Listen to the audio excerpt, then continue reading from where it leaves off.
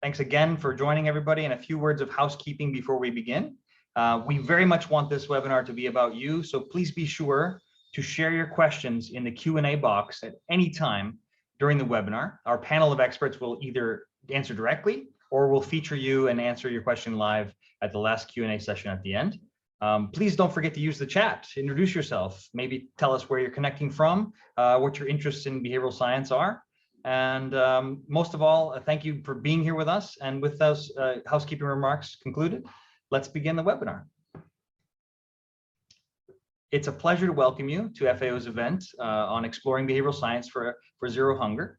My name is Courtney Price, behavioral science expert in FAO's Office of Innovation and part of the Innovation Network of the United Nations. I currently have the honor of leading efforts to kickstart FAO's exploration of behavioral science, which draws on a wide range of disciplines, including psychology, economics, anthropology, and neuroscience. And we are so grateful that you could join us today. And we are excited to share with you how FAO is exploring behavioral science and applying its lessons to our work. Next slide. We've got an exciting agenda planned for you, starting with an icebreaker to help make the complexity of behavioral science a little more tangible. We'll hear then about efforts applying behavioral science through FAO projects in the field by establishing a regional decision lab in Kenya and enabling a team to inject behavioral science into their work on one's health and resilience. Next slide. Then we'll have a presentation about how we're applying behavioral science to provide boost environmentally sustainable behaviors in FAO headquarters. Hopefully also that's something we can expand to decentralized offices in support of our corporate environmental responsibility strategy. Finally, we'll have a question and answer box, which I mentioned before, and this is where your comments really are essential. So we really look forward to hearing from you and responding to your thoughts and questions. So before all of that, it's my distinct honor to open the floor to Dr. Ismahan Al-Wafi, Chief Scientist at FAO and part of the organization's core leadership structure. With nearly 2 decades of experience in agricultural research and development, Dr. Al-Wafi is known for promoting neglected crops, non-freshwater in agriculture, and women in science. Dr. Al-Wafi holds a PhD in genetics, has been a member of numerous boards and research institutes, and is a recipient of many notable awards and accolades. Dr. Al-Wafi, it's a pleasure to have you, and I'm honored to pass over to you now to open this seminar. Thank you very much. Thank you very much, Courtney. It's really a pleasure to be with you today. So good morning, good afternoon, and good evening. It is really a pleasure to be with you today to open this FAO webinar as part of the UN Behavioral Science Week. Behavioral science has demonstrated its potential in recent years to contribute to transformational change and build a broader understanding of human behavior. In turn, this understanding has been used to inform programs, policies, and intervention so that they may have a greater potential for impact in promoting and sustaining the transformational change necessary to achieve the Sustainable Development Goals. One of the areas most in need of this transformational change is agri-food system. In fact, this is a key component of our newly FAO strategic framework for the next decade, 22 to 31, which seeks to support the 2030 development agenda through the transformation to a more efficient, more inclusive, more resilient, and more sustainable agri-food system so that we get to our aspirational betters, a better production, better nutrition, a better environment, and a better life, this time leaving no one behind. Science, technology, and innovation are essentials to accelerate progress and maximize our efforts in meeting the Sustainable Development Goals and the Global Development Agenda. Agri-food systems face numerous and complex challenges that are very much interconnected. Many of these challenges involve behavior, decisions, and action by stakeholders from all walks of life and across the entire value chain with an impact on production, on health, sustainability, and livelihoods. From policymakers in parliament to small-scale producers, ways of thinking and most of all ways of acting must shift if we are to harness the potential of agri-food system to achieve the vision of the 4 betters. Ladies and gentlemen, one of the mandates of my office is to strengthen scientific dialogue, including by developing knowledge and expertise and bringing to bear the foremost science and evidence on cross-sectorial, multidisciplinary priority issues related to agri-food system. Another role of the office is to lead the organization in supporting countries to identify, pilot, and scale technologies and innovation that are adapted to their needs and their own context. This is particularly challenging due to the specific constraints faced by the vast number of the world's small-scale producers, especially women and indigenous people. I would say youth as well, because they're a big cost in the latest developments and the latest numerous challenges. We are developing FAO first ever science and innovation strategy, which will help strengthen the use of science and innovation in FAO technical intervention and normative guidance. The strategy will also include an emphasis on behavioral science, and which will be key for the implementation of the strategic framework 22 to 31. Behavioral science is crucial, innovation opportunity, and it's a key and a very important scientific discipline for FAO to add to its innovation toolkit. Today, I'm pleased to update you on our progress and highlight two flagship projects where FAO is working with our partners in applying behavioral science concretely and directly to critical challenges. The first project is the co-creation of a regional decision lab to rapidly uptake and leverage behavioral science in FAO projects across Africa. Team members have been sourced from the resilient team for Eastern Africa, the regional component of the Emergency Center for Transboundary Animal Diseases and FAO Antimicrobial Resistance Program. This hybrid team has just reached a major milestone, having completed the behavioral design process to develop some exciting pilots to test in the field. They will share their experiences with that process as well as present one of the behavioral changes pilot that they are planning to implement. The second project focuses on corporate environmental responsibility, which is building on FAO extensive work in the area and the organization expansion of commitment for the next decade to align with the call for action of the UN Secretary General, the strategy for sustainability management in the UN system, and the ambition of the Paris Agreement.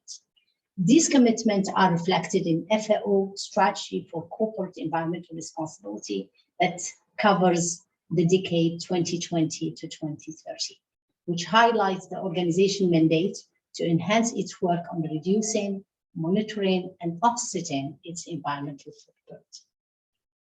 The success of the corporate environmental responsibility efforts depends on every FAO staff and partners. And that's where it's very important that everybody understand it and everybody embrace it, so that really we can adopt more sustainability, more environmentally friendly behaviors. Ladies and gentlemen, extreme poverty and malnutrition, climate change, marginalization of women and girls, conflict, antimicrobial resistance, and of course the COVID-19 pandemic, and also the Ukraine-Russia war. All of these are all crippling the world's ability to nourish itself sustainably. Science, technology, and innovation must play an increasing central role in addressing these global challenges and transforming our agri-food system. Integrating behavioral sciences into our approaches will make our efforts even more effective in overcoming barriers and fostering changes. FAO is really proud to contribute to the UN Behavioral Science Week, and we look forward to sharing our progress in more details and discussing the cross-pollination of behavioral sciences ideas that is taking place across the organization. So it's one of the areas that really we're very happy to add to our innovation toolkit. And before I leave you and before we start the meeting officially, I want to just share with you that one of the areas of the research that I find very, very interesting was actually a group in China in a private sector that I saw about 40 young scientists working on ants genomics. And they told them why ants genomics? And the answer was that actually ants are one of the only animals that have very similar behavior to human. So ants live in a colony and they're very well organized, but there are also some of our weird behaviors, such as, for example, such as the ants, sometimes they will steal away some kids or babies from another colony and actually enslave them, change them in becoming slaves. So they told me that's why we are doing the genomic of ants, because we want to understand the behavior of ants, hoping that by understanding the behavior of ants and the genomics behind it, genetics behind it, we could basically understand better the human behavior and have more impact on human behavior. So with this anecdote, I'm pleased to open this meeting, and thank you very much for your attention. Thank you so much, Dr. Al-Wafi, for those inspiring remarks, and you make excellent points regarding the connection of behavior across the entire animal kingdom, including human behavior. And as social animals, we'll learn through this webinar just how much our nature and our makeup contribute to how we behave and what stimuli we act on. So thanks so much. We're grateful for your leadership in grounding FAO's work in science, both the numerous and long practice natural sciences we traditionally apply, as well as new methodologies like behavioral science as part of the science and innovation strategy. So what is behavioral science really, though? To answer that next question, we turn to Dr. Saugata Datta, Managing Director at Ideas 42, a nonprofit behavioral science firm, with which FAO is partnering on several of its new behavioral science interventions. Dr. Datta oversees their work in limited and middle-income countries, including projects that incorporate behavioral science into poverty reduction programs. Dr. Saugata has a PhD in economics and previously consulted for the World Bank as an economics expert and as a writer for The Economist. Dr. Saugata, over to you. Thanks so much. Thank you, Courtney, and give me a second while I introduce you all to the little game that we're going to play. So it is really a very, very simple game that we're going to play, but hopefully by the end of it, it'll be somewhat apparent to you why we played it and also what it tells us about the kinds of behavior and the kinds of actions that are actually really important for the mandate of organizations like FAO and the broader UN system. The game is actually, as I said, somewhat absurdly simple. And I also realize that most of you, because of the webinar format, are not going to be able to actually unmute. But what I would suggest you do is just follow the instructions as I give them to you wherever you're sitting, and apologize in advance to anyone who may be around you who's going to hear you randomly shouting out the names of certain colors. Because all you have to do is to look at the screen, and we'll do this very, very quickly, and you're going to yell out in whatever language you're comfortable with the color that you see on the screen. So this is green, and here we go.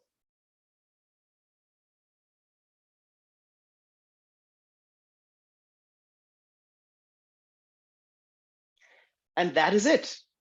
And of course, we couldn't all, this would have been much more dramatic if we'd all been able to see each other. But my suspicion is that many of us either said blue or started to say blue and then stopped ourselves and said red. So I've heard a lot of reds when I've played this game before. But silly or trivial as this may sound, this is an example, and I can stop sharing my screen now, of what is known as a Stroop test. And a Stroop test is one of the classic tests of executive control. Now, what you might ask is executive control. So what's going on here is I asked you to say the color that you saw. And yet I think for most people, your instinctive tendency to read what you saw on the screen took over, and you had to override that in order to actually say the color. And that was an example of you exerting executive control. And the fact that probably a majority of us didn't quite do this right suggests that executive control is not effortless. It's effortful. It's something we have to get ourselves to do. Now, why are we talking about all this? We're talking about all this because it turns out that executive control is intimately linked to a whole host of things that are really important for us to do in our day-to-day lives, but also for development to work. So, for instance, saving for the future requires a certain kind of executive control. It requires us to override our tendency to do everything in the present and focus on the future, and so do a whole lot of future-oriented behaviors. So I'll end with the fact that this actually has been, the Stroop test itself has been used in one of the most influential pieces of research in behavioral science in recent times, which is the work of Senthil Mullainathan and Eldar Shafir that they recount in their book Scarcity.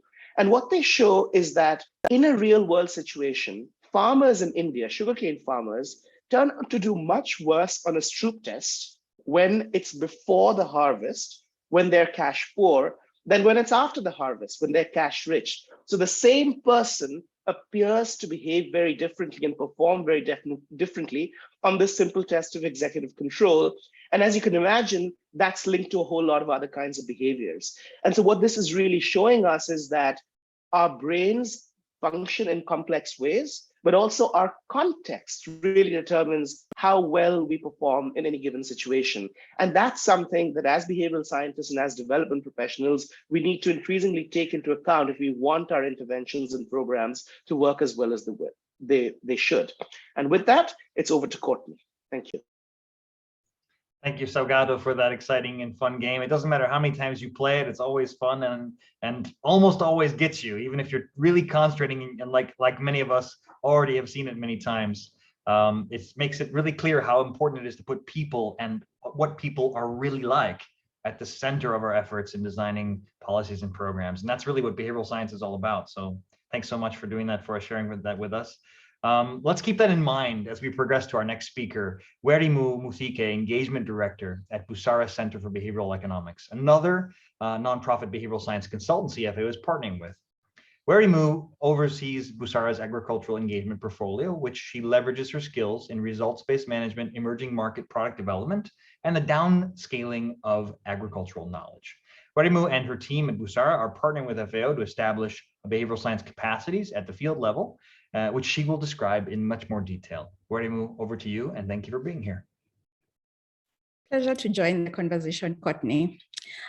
So when we look at zero hunger, which we are focusing on at the moment, the achievement of zero hunger represents a set of deliberate actions along the food value chain that not only encourages food production at the farm level, but also spans all the way to our very own households.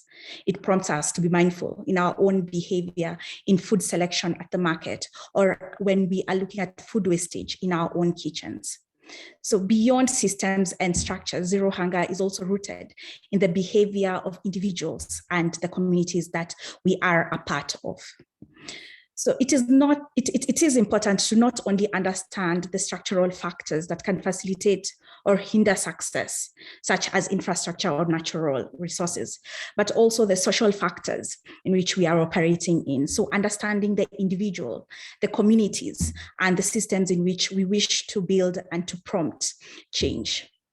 So there is a need to go beyond the conventional methods that we currently might be really comfortable with or immersed in, and embrace an approach that leverages on behavioral science. So we at Busara are really excited about the work we are doing with FAO to establish the Regional Decision Lab. Not only do we get to generate new evidence and see how behavior science can make a difference in people's lives, we are getting the chance to work with an amazing set of colleagues who are discovering for themselves the power of behavior science and seeing how to apply it in their work and in their programs. At the moment, as mentioned, the programs are focused in three areas: that's resilience, animal health, and antimicrobial resistance. Our engagement has currently taken three forms, the first of which was a set of webinars that allowed us to introduce behavior science to FAO as a whole, which was then proceeded and complemented by fortnightly office hours, where the larger FAO teams are invited to ask questions on how to consider and embed behavior science in their day-to-day engagements. And the third, which is a little bit more immersive, has been coaching sessions by our team who joined me today with identified set of participants.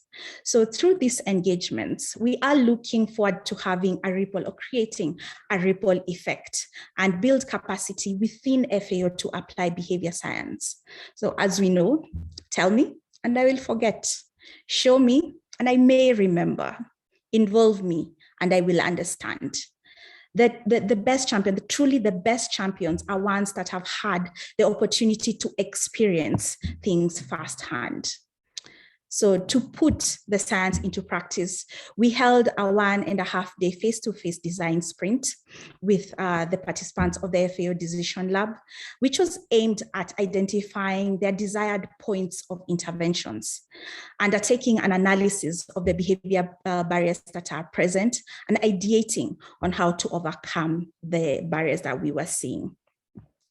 Based on the ideas that were developed, the participants then had an opportunity to pitch, hopefully to an unbiased audience, the ideas by outlining the barriers to change of their targeted audience, and subsequently how the principles they are learning can be applied to overcome these barriers.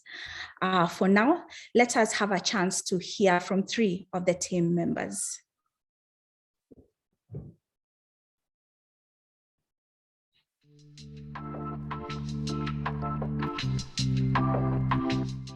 My name is Tabitha Kimani, socioeconomist and AML coordinator at FAO in Kenya. I am a member of the Regional Decision Lab team in Nairobi.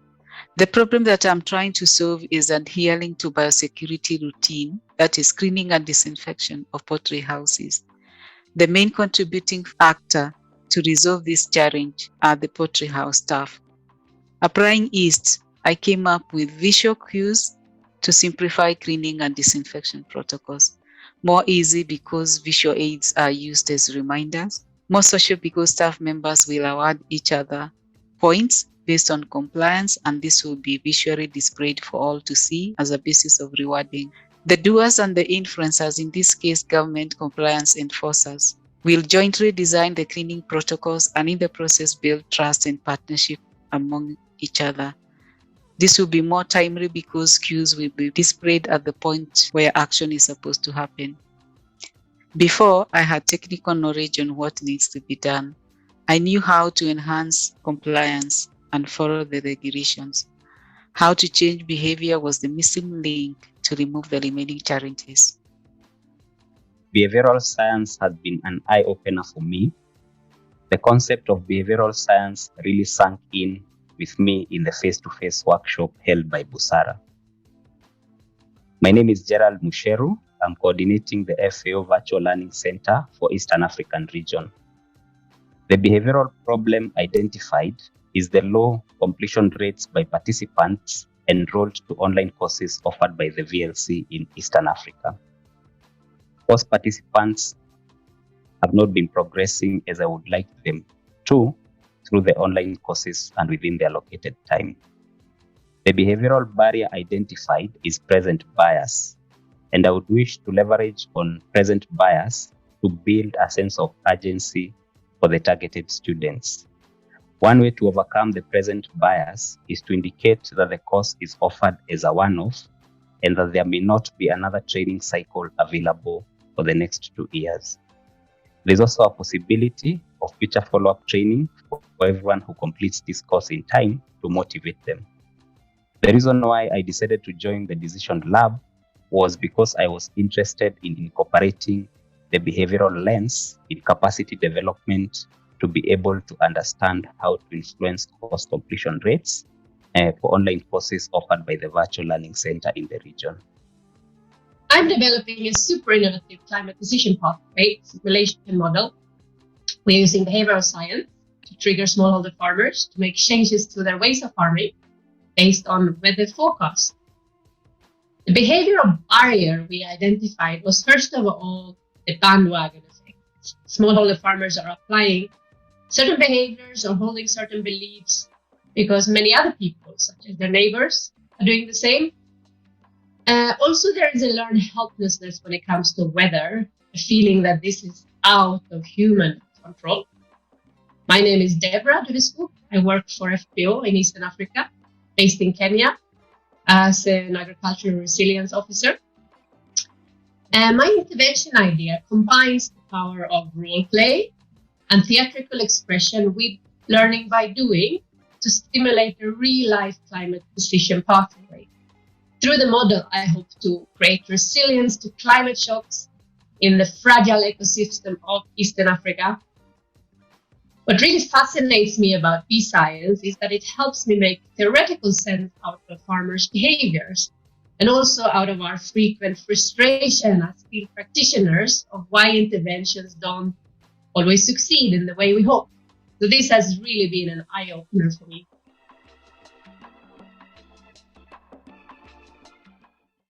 That's a great set of presentation and really shows the practical nature or how we are looking at practically embedding behavior science within the work that we are doing. So now let's go a little bit into the detail, into a little bit more detail. So the intervention that you've had proposed by Tabitha on visual cues that make desirable behavior more salient has been successful within agri-food systems. Within Busara, through a program that we are running with Global Alliance for Improved Nutrition called Eat Safe program, we have designed and tested a set of interventions which are inclusive of visual cues to engage consumers and vendors in being more intentional in selection of safe food in informal markets. So visual cues are picked up really early on in our perceptual process. We as individuals or as people unconsciously guide our attention to features that are a little bit more salient. Visual cues in the slaughterhouse will make it easier to assimilate the information into existing processes, improving adherence to biosecurity routines by the slaughterhouse staff. When we look at Deborah's intervention, the focus is really on how we interact and internalize new information to allow for efficient internalization of information that can translate into desired behavior. The consideration of how we communicate to the target audience and the channel we use for communication comes to importance. Too often, we know what the desired behavior should be. However, overcoming the gap between intention and action is where combining behavior science and agriculture good practices comes into play. Deborah's idea highlights how information organically streams through a community. It helps us focus on the trust structures that are present and the use of relatable models in the form of role play or community theater, allowing for the synthesis of complex information like weather data into more concrete actions. Within the idea that Gerald has presented, we can see an all too common predicament where individuals who would benefit from a training or a session sign up, in this case to a course representing onboarding or adoption, but do not complete it, representing sustained use or lack of sustained usage. The question of participant targeting, identifying revealed as opposed to stated value propositions, and a sustained incentivization model to keep going are critical. So this is observed not only in training courses, but we have encountered the importance of understanding and integrating of similar principles in our engagement with digital agriculture services that are provided within rural communities. We have had the opportunity to work with partners like Twiga Foods and Agra within their Value for Her platform, looking at this particular problem of adoption and sustained usage. As you will have noted, behavior science is applicable in the different stages of programs, starting from program design, evidence generation, deployment, knowledge dissemination, and in designing also pathways of sustainability, acting truly as a practical tool that we can utilize and deploy as we work towards zero hunger. Over to you, Courtney. Thank you so much, Barimu. It's been a pleasure to work with you in Kenya and Nairobi, and seeing those pictures bring back the wonderful memories of that excellent process that we all went through. And I do think that I really hope this might be a model for how we can work together with country offices and unlock the potential of behavioral science to look at how we're changing contexts. We saw that interesting options from Deb, from Tabitha, from Gerald, and there were many others. And it's really exciting to have excellent technical experts uptaking behavioral science and trying behavior change interventions in a new way. And with that in mind, I want to give the floor to Salgato again, who is now joined by Chris Breen, Junior Environmental Specialist at FAO.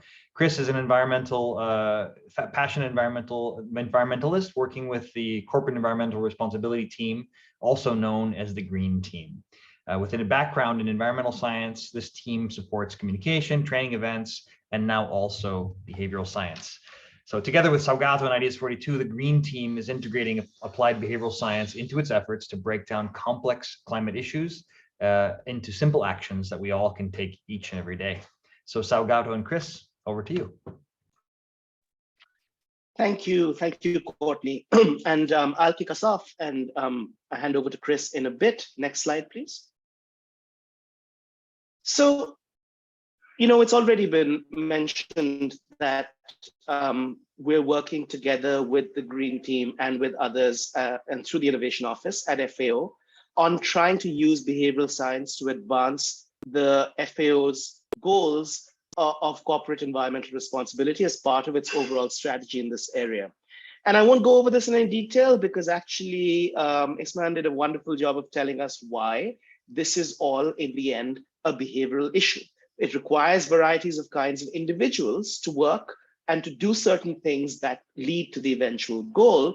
And while we know that there have been many efforts and impactful efforts on providing information, training, and awareness, we also know that people don't always follow through on the intentions that they may have formed through this kind of sensitization. So people may have made certain decisions, perhaps to act in a more environmentally responsible way, but that doesn't always happen. So that's sort of the point at which our work together comes in. Next slide.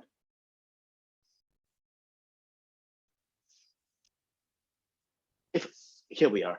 So of course, there are many, many things that are a part of the FAO's corporate environmental responsibility goals or part of the kinds of environmental behaviors that people within the FAO or any organization could be expected to undertake. And there have been interesting applications of behavioral science to many of these. But next slide, we decided to focus on some key ones that were both amenable to behavioral design and also high priority for the FAO. And so we are working on optimizing food choices at Cafe Eden and the FAO headquarters in a way that promotes healthier food choices. But the project that we're going to be talking about today is about improving proper waste separation at the FAO. And finally, we will also be working on reducing air travel emissions by FAO staff. Next slide. So it should be fairly apparent, but of course, it probably bears reiterating. Something like waste separation is at its core a behavioral problem. So you see a picture of, or a couple of pictures of waste stations at the FAO, and what they require people to do is at the moment of separation to decide and follow through on where to put particular objects. And this, as we can imagine, is not always as simple as it sounds. Next slide.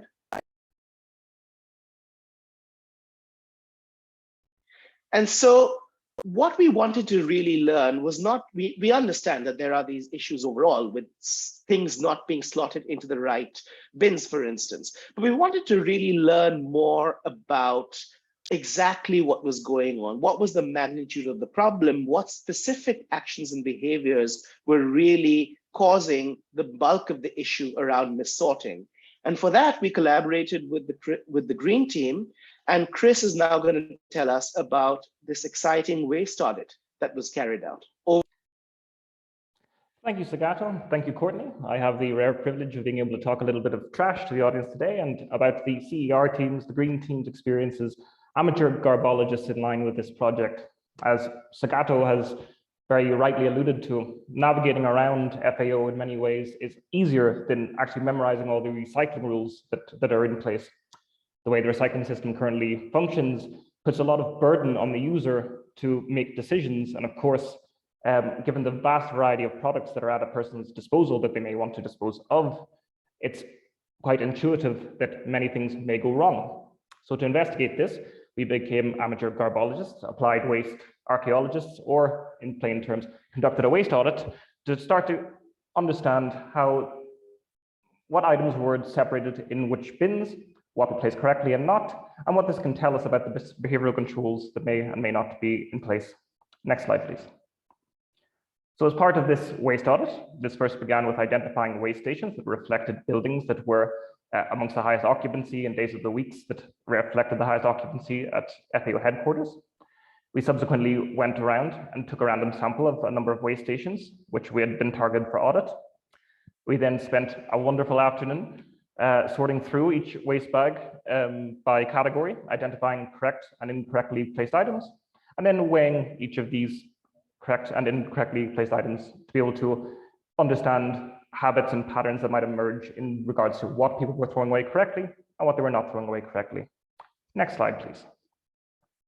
And so what we found was that about 50% of waste items were not properly sorted in FAO headquarters. Amongst the habits and patterns that emerged, commonly misplaced items included, but were not necessarily limited to, FAO takeaway containers and cutlery, food wrappers, glass bottles, tissues and napkins, and coffee cups. The pictures on the left really attest to the fact that there are a variety of kind of behavioral controls acting in place that may influence behavior. For example, you can see two identical coffee cups labeled very different, but that are in fact identical at first glance. One is labeled to be with the instructions to be thrown away in the organic, one in paper, others were labeled with nothing at all. And so we can begin to see immediately how there may not be continuity amongst all of these particular findings. I will pass it back to now Sagato, who will be able to speak a bit more as to the designs that are being developed in response to this. Thank you. Thank you, Chris, for that wonderful dive into garbology. And it was indeed extremely useful to have a real sense of what the most commonly misclassified or missorted items within the FAO were, because that's something that I think we simply didn't know. We might have had a bit of an intuition, but we didn't know what the magnitude and what the sort of top contributors were. Having understood what people were doing, we also then wanted to, of course, understand why this was happening. What were the behavioral bottlenecks that were getting in the way of actually putting things in the right places? And for this, we conducted a variety of kinds of research, including looking at the literature, examining the context more clearly. As Chris just showed you, there are sort of specific cues that we can get from the packaging and the materials themselves. Also going through a process of really trying to map the behaviors that led to the correct or incorrect sorting of waste in order to generate our key behavioral bottlenecks. Next slide. And so we came up with a few key behavioral barriers, and one of them you'll recognize immediately from what Chris told us. And this is that there are pretty small nuances that inform where items should be placed. And so people need to both recall these things at the right moment, or perhaps read some information if they don't know already. And then they need to triage their actions. So they need to change their actions depending on what the specific situation is. And there could be many examples of this. You saw the two coffee cups which looked identical, but one of them was meant to go in organic and one of them was meant to go in the paper section. But similarly, one of the big ones that came up, and you saw that the takeaway containers were sort of up there on the list of things that were commonly missorted. And that is because this speaks to a very particular kind of behavioral factor, which is that biodegradable takeaway containers should be placed in the organic bin because they're biodegradable, but they don't really conform to most people, certainly not to mine, and likely not to most of your idea of what is organic, right? And so there's a disjunct between what we're meant to be doing and what our instinct tells us we should be doing. And that could be a major factor that leads to these being repeatedly mis-sorted. Next slide.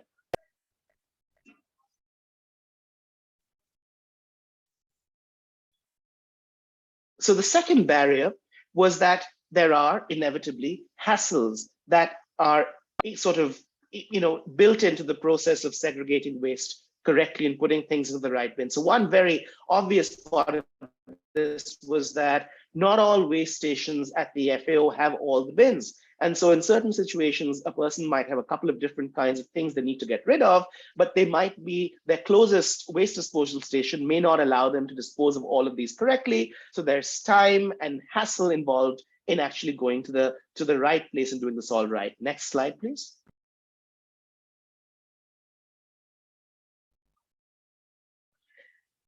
And the third barrier we want to emphasize is that something which we've sort of touched upon repeatedly is that we all have limited bandwidth.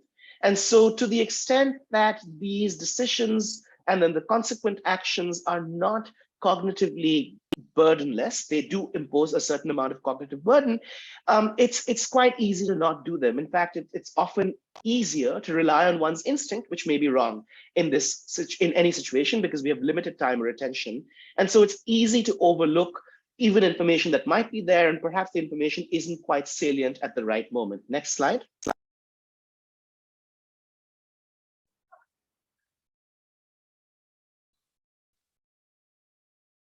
And so this is where we're at the moment. We're trying to, there's certain things that seem like they are, low risk, light touch, and we have very high confidence they'll work. For example, making the way stations uniform, ubiquitous, and convenient. So the ones that don't have all the bins, perhaps we could introduce the missing kinds of bins that are needed. So that's one thing to do. But more importantly, and perhaps more interestingly, we're going to test some of the things that we think could have an impact to do with salient signage that really responds to what we learned from the waste audit, that really takes what the garbologists taught us and translates that into very actionable, salient information, cues, and other things that are available right at the right moment, and that perhaps make better use the real estate at waste stations than we've been able to do so far. So this is what we're going to be piloting and testing, and we hope that results from this might inform future efforts at the FAO to move it even closer to its goal of fulfilling its corporate environmental responsibility mandates. And that's it for me. Over to Courtney again. Thank you, Saugata, and thank you, Chris, for that excellent presentation. It's really exciting to see how we can often focus on super big problems, system change, when some of the most practical ways we can discover the power of behavioral science is right in front of us. What do we do on a daily basis? Why or why not do we recycle our garbage correctly, accurately? And I really appreciate your leadership and interest with the green team and exploring those options. And I can't wait to run this pilot and see what happens. I also am really excited. I want to make sure I mention the other pilots you're working on around corporate environmental responsibility, including the really exciting work with the nutrition division, which we're really privileged to be working with around nudging pro-health food choice behaviors. And we're hoping this can also be an area where we develop some evidence and then show the practical application and the impact of using a behavioral science approach. So thanks again to you both. So participants, ladies and gentlemen, distinguished panelists, we've concluded our presentations. And now is the time where we would really be privileged to hear from you. We've spoken a lot, but you've done a lot of thinking and listening. We'd love to hear your questions. We've got a couple of questions already in the Q&A and in the chat. We'll start with those. But as soon as you think of something, you have an idea, or you want to even make a comment, please do not hesitate to put it in the Q&A, and we'll try to get to your question. So let's start. There's actually a quick question right now. First question for you, Dr. Datta. From Arina Polyanskaya, pardon me for the pronunciation. Arina says, Dr. Datta, thank you for your presentation and the game. I'm studying cognitive science, so I want to know, given that you were raising the topic of Stroop task and EF, executive function, does your work involve collaborating with cognitive sciences, and are there other examples of that? How specifically do the studies that you conduct for understanding larger populations' behaviors, for example, changing behaviors in a particular region, involve individual level details? Thank you so much, Arina. Thank you, Rita, for that question. And I think the answer to your question sort of varies a little bit depending on the context, and also whether we're sort of studying things in a sort of a purely academic context or in a more applied context. In the sphere of more applied work, which is really the kind of work that you've just heard about from our colleagues at FAO, Busara, and myself, I think there isn't as much of a focus on the sort of individual level cognitive sort of factors. I think what those are really giving us the understanding of which aspects of the context are amenable to being worked on in order to generate the kind of behavior change that we want. Overall, we're trying to generate interventions, we're trying to do things that are going to have an impact on average on most people. And so that isn't as individualized perhaps as it could be, but I do think there are ways in which particularly academic behavioral economists are collaborating with cognitive scientists to deepen our understanding of some of these triggers that we could use in order to achieve broader behavior change. Thank you. Extremely succinct answer to a very complex question. Thank you so much, Salgato. And it's really interesting, this interdisciplinarity of behavioral science. What does it mean? And it isn't just one field. So it's really, really exciting to highlight how those different disciplines work together and can inform each other. Next, I'd like to talk about the question about WASH. There's a question here from Rebecca in the chat from working on a nutrition project in Malawi.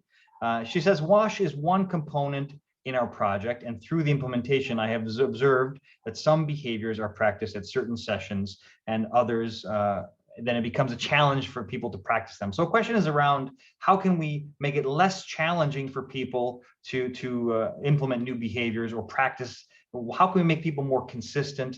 I think there's some questions around that. And given this community engagement angle, I'd like to direct this question to Dr. Deborah Duveskog. Now, Deborah, you've seen her featured in the video that Warimu presented from Busara, but I'll just say that Deborah brings a broad set of field experience and FAO knowledge to the regional decision lab in Nairobi. And she's served the organization over 8 different technical divisions in the past 20 years, currently with the resilience team for Eastern Africa. Deborah, over to you for a question about how to make WASH behaviors more consistent or accurate.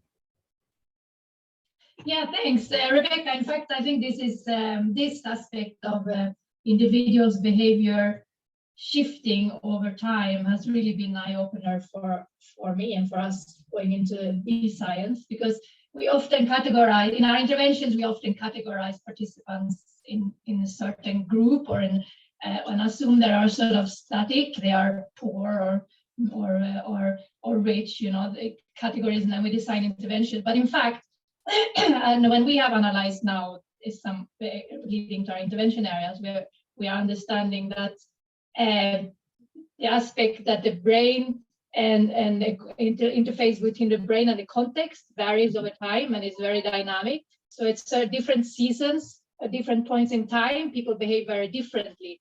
And like in my context in Eastern Africa, I mean, it's some people are thrown between crisis mode and scarcity when it comes to food, pasture, water, and other times of the year, they have an abundance and they operate and think totally different at that point in time.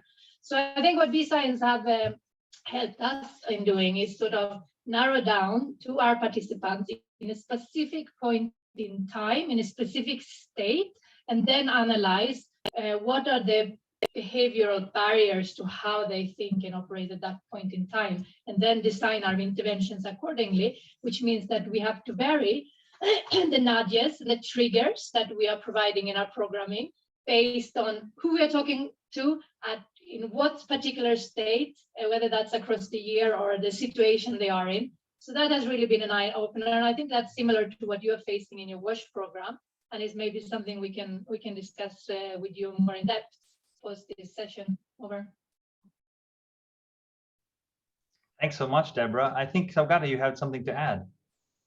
Very little, really, because I think Deborah covered most of it. But I think that's just to say that, this is a perfect example in some sense of the importance of context, right? So what exactly is going around these people when they are undertaking the behaviors that are desired, and what's happening, and how is it different from what's around them when they're not? So, for example, as Deborah was saying, you have seasonality. You have are they in a state of scarcity? Are they not? So it's very similar in some sense to those Indian farmers I talked about at the end of the Stroop Test, right? When they're in this time of scarcity, they may not do a whole lot of things that they might do when they're in a time of plenty, but also what are other people doing around them? What do they see? What sort of cues are in the context? And sometimes those are then things that we can work on changing. So perhaps there's something that's happening at a particular time, which is priming them to undertake these watch behaviors. And then afterwards, that stimulus is missing. So perhaps we can replace that. So there are many things you can do. And I think,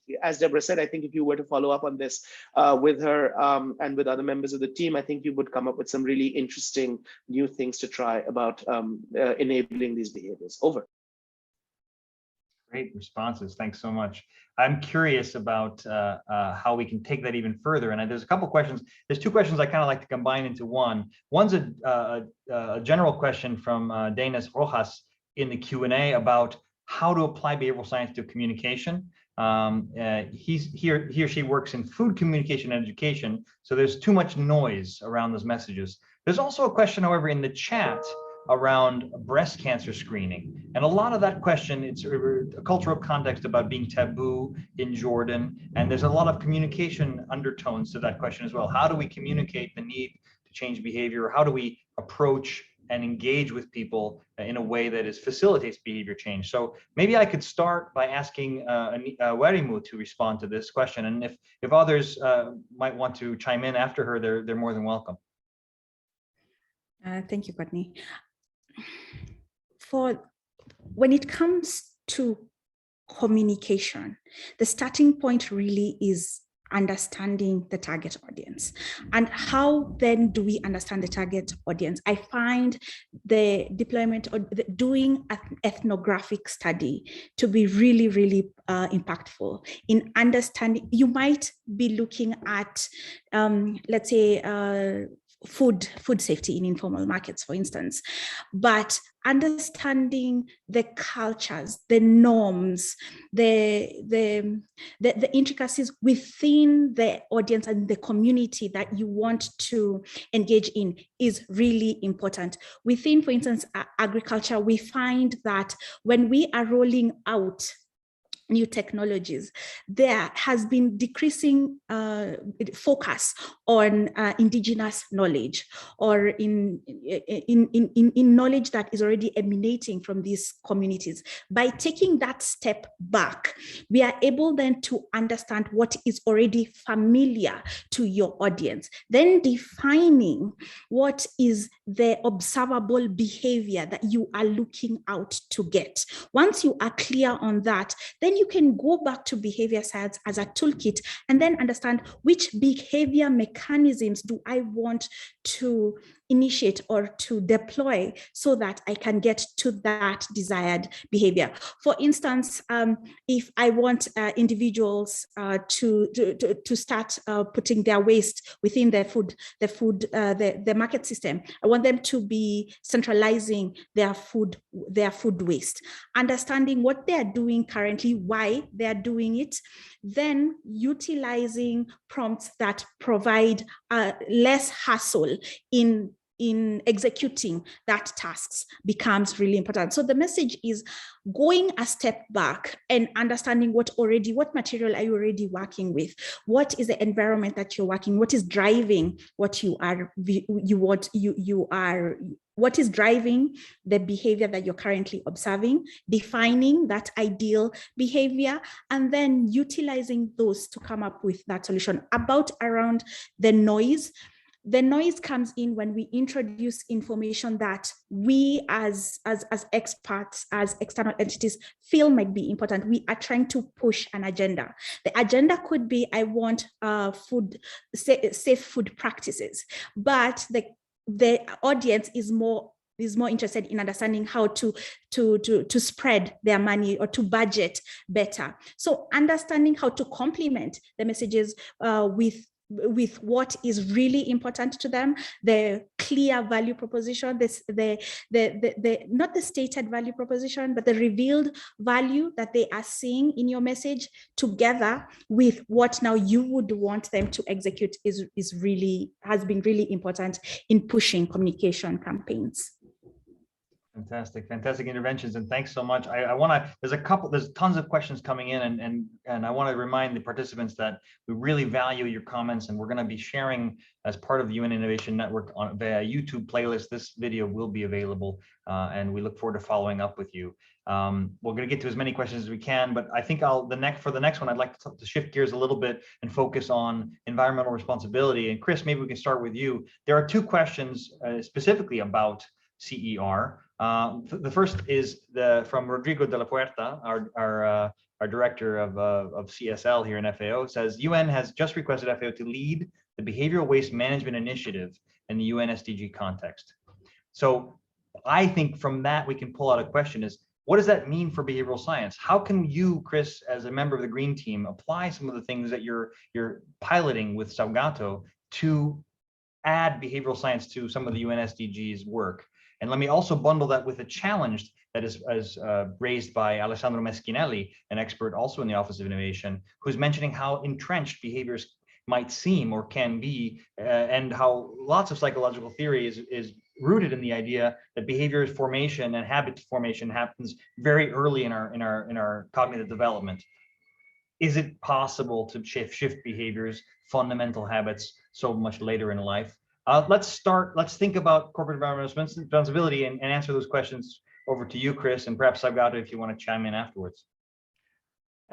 So I guess from my side, I would proffer the point of view that I think we currently exist very much in a society beleaguered by the concept of too much, too little, too late, and it could all become very overwhelming and lead to a lot of cognitive dissonance and remove oneself from the kind of salience of the challenges that we are trying to face, that we're trying to combat. And that's really the beauty of behavioral science and how it can be applied to such important processes, because by coming down to this kind of individualistic level and helping people to align with the values that they purport to have, and subsequently helping them to be the person that they purport to be, it's really it can help make a difference, not just, of course, cumulatively at the societal level, but of course to one's own self and one's own value, one's own self-perception and values of worth. Regarding the idea of habit formation being entrenched, I would say that a lot of the academic literature to date would suggest that although habit formation is certainly entrenched, it is not immutable. It is not impossible to be subject to change, and that's really where these kind of small, subtle behavioral interventions can really help and help things to take place. Of course, the main defining factor, I guess, being with entrenched behavior is the desire to change in the first place, and that's where things need to be combined with efforts to raise awareness and bring a lot of attention to these very, very important issues regarding the SDGs and their attainment, which is, we have quite a limited deadline to meet such lofty goals. So I think that this kind of mass approach, empowering people at the individual level to work collectively via their focusing on themselves, is a beautiful synergy, and that's my 2 cents.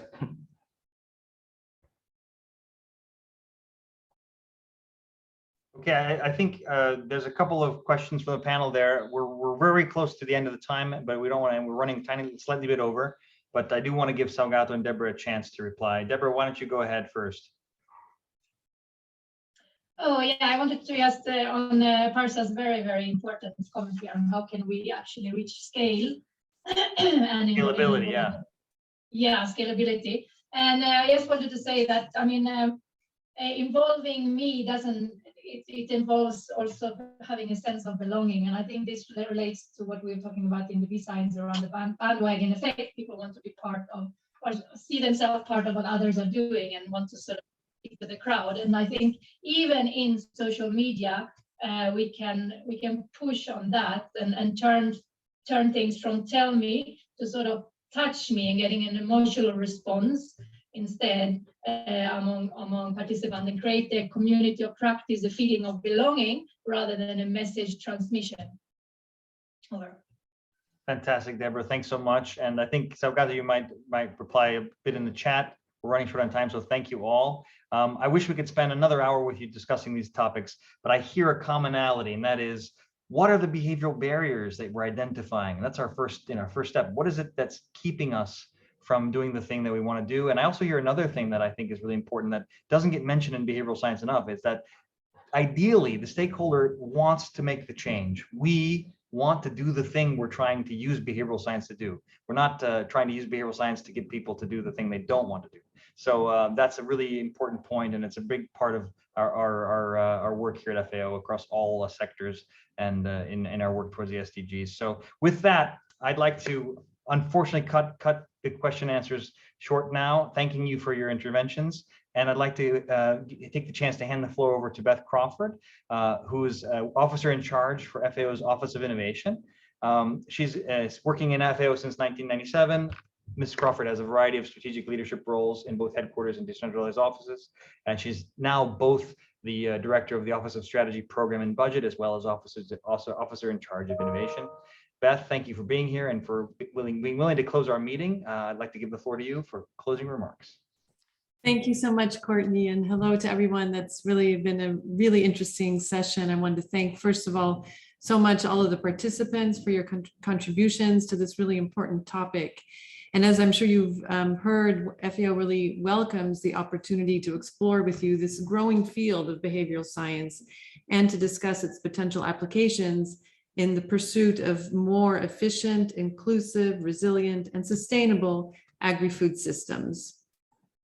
So as a specialized UN agency, FAO was called upon to be a driving force for facilitating solutions to these agri-food systems challenges, and that's through science, technology, and innovation. And the organization is really taking major steps to heed that call. Technology and innovation have been identified as what we call accelerators in the FAO strategic framework for 2022-2031. So these accelerators, we see them as a means to really accelerate progress and maximize efforts in meeting the challenges of the Sustainable Development Goals, while also facilitating the management of trade-offs. And of course, science and innovation are also at the heart of the 2030 Agenda for Sustainable Development, and they're essential in finding solutions to complex problems and really giving their transformative potential to harness risks and trade-offs and mitigate and identify those. So as we've seen today, behavioral science represents both a key science and an innovation with the potential to help transform agri-food systems and leave no one behind. As discussed today, we're seeing the first pieces of evidence that these flagship initiatives that we talked about, as well as FAO's cross-departmental exploration, is really bearing fruit in terms of understanding how behavioral science can drive innovation for FAO programs and initiatives. This innovation in turn is revealing its potential to make interventions more impactful by rendering them more stakeholder focused and addressing the limits of knowledge and information to drive behavior. We're seeing firsthand how behavioral science can guide changes to social, psychological, and physical contexts to address the root causes of behavior. So by leveraging behavioral science, we see the potential to make inclusive, productive, and environmentally friendly practices easier for countries, partners, and ourselves to adopt and sustain. So of course, we need to keep a holistic and coordinated approach as an organization. And this is why the FAO Strategic Framework 2022-2031 puts at its center the vision of supporting the 2030 Agenda through the transformation to more efficient, inclusive, resilient, and sustainable agri-food systems for better production, better nutrition, a better environment, and a better life, leaving no one behind. To that end, we must use every tool at our disposition, and I'm happy that we've been able to showcase how we are integrating behavioral science into our work, and I'm optimistic about where this can take us. So thank you again for your attention and your participation, and with this, I would like to close today's session. Thank you very much.